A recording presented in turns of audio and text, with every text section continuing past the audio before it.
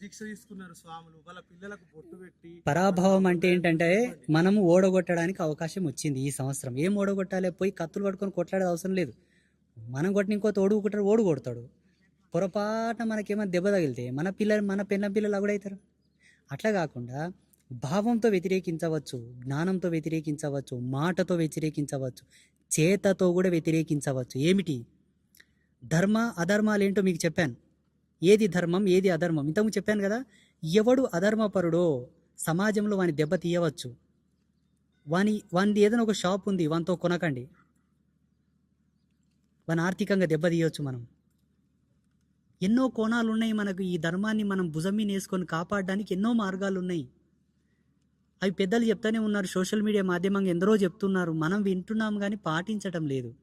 అందుకే పరాభవం, ఓడించండి. ఇంకొక అర్థం కూడా చెప్పాను, పునఃసృష్టి, కొత్తగా